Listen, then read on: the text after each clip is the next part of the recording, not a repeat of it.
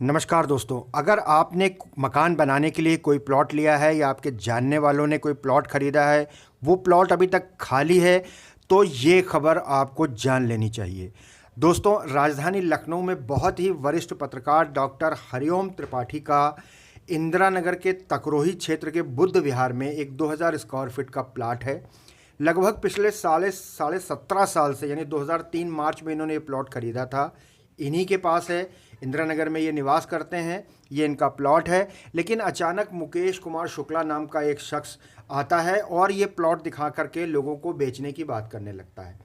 Doctor Tripathi को शंका होती है, पुलिस के पास अगस्त के महीने में जाते हैं, कहते हैं इस तरीके से कुछ लोग आ रहे हैं, मेरे प्लॉट को दिखा रहे हैं, ये किस तरीके से हो सकता है। फिर जब ये और जानकारी इकट्ठा करते हैं तो मालूम चलता है कि वो मनीष कुमार शुक्ला अपने आप को कभी एडवोकेट बताता है, कभी भूमाफिया बताता है, और किन्हीं डॉक्टर उषा श्रीवास्तव की ज़मीन को डॉक्टर उषा श्रीवास्तव का प्लॉट बता रहा है डॉक्टर हरिराम त्रिपाठी के प्लॉट को, जबकि कब्जा इनका है, सारे कागज इनके पास हैं।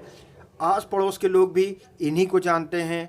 जिसने बेचा राम अवतार सिंह किसान, वो भी डॉक्टर त्रिपाठी को जानता है, लेकिन नहीं जानता तो मनीष कुमार शुक्ला। पुलिस से क्या मिली भगत है, किस तरीके की कार्रवाई हो रही कि अगस्त से डॉक्टर त्रिपाठी लगातार चक्कर लगा रहे हैं, लेकिन पुलिस है कि इंटरटेन करने का काम वो मनीष के साथ में कर रही है। इन्हीं के ऊपर 107-16 की कार्रवाई हो जाती है, 145 की कार्रवाई हो जाती है। पुलिस ये जानने की कोशिश नहीं करती कि डॉक्टर उषा श्रीवास्तव कौन है, क्यों वो ये कह रही हैं, कैसे उन्होंने क्या कोई एग्रीमेंट किया इनके साथ, या इनका वारिस मनीष को बनाया है, ये कोई जानकारी पुलिस जताने की कोशिश नहीं करती। 2 दिन पहले वो कई और अपने एडवोकेट साथियों के साथ आता है, ताला तोड़ने की कोशिश करता है। आसपास वाले जब इत्तला करते हैं तो पुलिस आती है, सबके बयान होते हैं, लेकिन कार्रवाई इसके बाद भी नहीं होती है। दोस्तों, हमने जब पता लगाने के लिए जब हम गए, पूरी जांच पड़ताल हमने करी, तो वहीं हमने दूसरा पक्ष जानने के लिए जब डॉक्टर उषा श्रीवास्तव को खोजना शुरू किया तो सोशल मीडिया पर वो हमें नज़र आई। हमने उनका फ़ोन नंबर वहाँ से लिया, उनसे पूछा कि क्या आपने किसी मनीष कुमार शुक्ला को भेजा है कि वो ये हरिराम त्रिपाठी जी का जो प्लॉट है उसको आपका बता करके। तो उन्होंने साफ डिनाई कर दिया कि मेरा कोई वारिस नहीं है, मैंने किसी के साथ कोई ऐसा एग्रीमेंट नहीं किया है कि मैं ये प्लॉट ना तो मेरा है ना मैं इसको बेच रही हूँ। हाँ, खसरा नंबर 214 जो कि राम अवतार सिंह का पूरा बड़ा खेत था जिसके ये छोटे छोटे हिस्से किए गए, उसमें मैंने कुछ लिया था, वो दोस्तों वो दीगर बात है। लेकिन जब हम बात कर रहे हैं डॉक्टर त्रिपाठी के, तो हमें यह भी मालूम चला कि तहसील ऑफिस से भी इसकी जांच पड़ताल की गई। बाकायदा कई लेखपाल, कानूनगो ये सब टीम बना करके आए, आसपास के जितने लोग हैं इनके बयान दर्ज किए गए, और यहाँ तक कि जो किसान जिनकी ये ज़मीन है राम अवतार सिंह, उनके भी बयान दर्ज किए गए। लेकिन मनीष शुक्ला ने फिर वहाँ टांग अड़ाई, कहा कि वो उसका पक्ष नहीं सुना गया। फिर से दूसरी टीम बनाई गई, उसने जांच पड़ताल करी और रिपोर्ट लगा कर पुलिस के पास भेज दी है। हर तरह से ये साबित हो रहा है कि ये प्लॉट डॉक्टर हरिराम त्रिपाठी का है, जो उन्होंने अपने बेटे शेखर के नाम से लिया था। लेकिन पुलिस आज भी इतने दिन बीतने के बाद भी कार्रवाई से बचती दिखाई दे रही है। ये पुलिस का वकीलों के साथ गठजोड़ या भूमाफियाओं के साथ गठजोड़ कोई नई बात नहीं और कोई चौंकाने वाली बात नहीं है। लेकिन जब एक वरिष्ठ पत्रकार के साथ ऐसा होता है तो निश्चित आप जान लीजिए कि आपने अगर प्लॉट लिया है तो उसको खाली मत छोड़ें, तुरंत उसके ऊपर कुछ ना कुछ बना लें, क्योंकि जब एक पत्रकार के साथ ऐसा हो सकता है तो आम आदमी का क्या होगा। त्रिपाठी जी, कल आपने मुकेश और डॉक्टर उषा श्रीवास्तव के खिलाफ एक इंदिरा नगर थाने में एफआईआर दर्ज कराई है इसी प्लॉट को लेकर के, जो ये तो क्या मामला है, किस तरीके का प्रकरण है ये प्लॉट मेरा है, इसको मैंने 2004 में अपने छोटे बेटे का नाम खरीदा था, शेखर नाम है उसका जी। और पिछले 1.5-2 महीने से हमको ये पता लगा, अड़ोस पड़ोस वालों से अच्छे संबंध हैं, तो पता लगा कि इसको खरीदने के लिए ग्राहक आने लगे थे। फिर मैंने जांच पड़ताल किया तो पता लगा कि मुकेश शुक्ला नाम का एक आदमी, मुकेश कुमार शुक्ला पूरा नाम है, बाराबंकी का रहने वाला है, जो आगे जांच पड़ताल किया, वो इसको अपना बता करके बेचने की कोशिश कर रहा है। और चूंकि अड़ोस पड़ोस से किसी से मेरा नंबर भी पता लगा होगा, तो जाहिर है कि कोई अगर पैसा लगाएगा, प्लाट खरीदेगा तो पूरी जानकारी करके खरीदेगा, ऐसे तो कोई पैसा फेंक नहीं देगा। तो फिर मैंने और जांच पड़ताल किया तो जानकारी ये मिली कि वो कोई किसी उषा श्रीवास्तव के नाम की रजिस्ट्री लेकर के पुलिस को अप्रोच किया था कि मैंने उसके प्लाट पर कब्जा कर लिया है।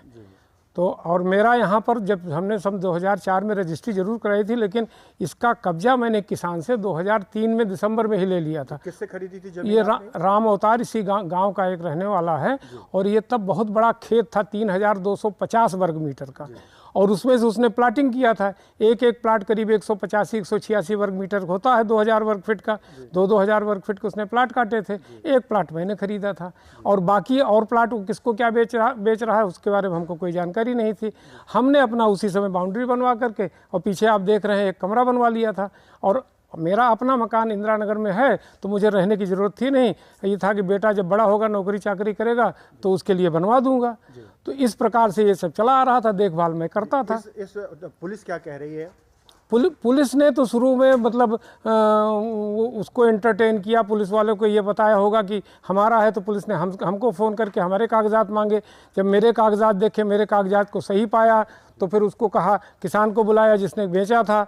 किसान ने साफ साफ बता दिया कि मैंने वो प्लाट मैंने हरिराम त्रिपाठी को दिया था, और ये लोग जो है अपना प्लाट बेच बाच करके जिसका भी होगा इसको तो पहचान। उसने तो कहा कि मैं मुकेश शुक्ला को जानता ही नहीं हूँ, पहचानता नहीं हूँ, और सही में नहीं पहचानता था। मुकेश कुमार शुक्ला की 30-32 साल की उम्र है। 17 साल पहले उसने प्लाट बेचा था। 17 साल पहले वो कितना 14-15 साल का रहा होगा।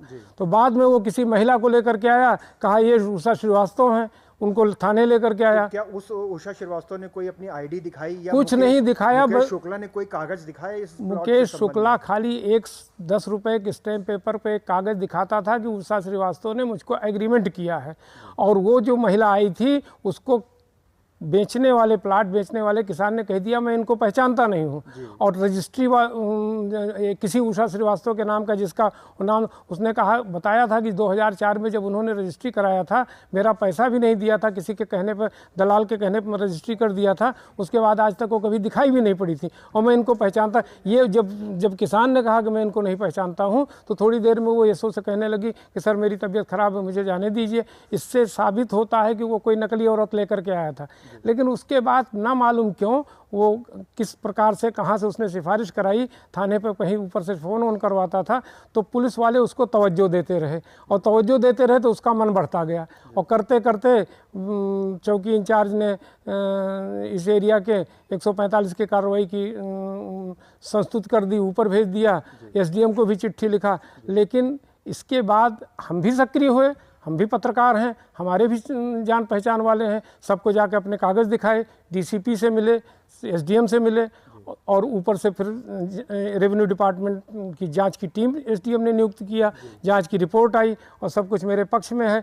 लेकिन उसके बाद जब उसने ये देखा कि कोई कानूनी कार्रवाई नहीं कर पाएगा, तो शुक्रवार को मेरे पास टेलीफोन आया, मेरे बड़े बेटे के पास टेलीफोन आया। उसको धमकाने लगा एक आदमी, अपने को संतोष चतुर्वेदी बता रहा था कि वो प्लाट मेरा है, मैं 3-4 दिन में उसमें निर्माण कराऊंगा, और ये इस तरह की धमकी उमकी दिया। उसकी रिकॉर्डिंग में मेरे पास है, मैंने पुलिस की रिकॉर्डिंग दे दिया है। क्या चाहते हैं अब आप?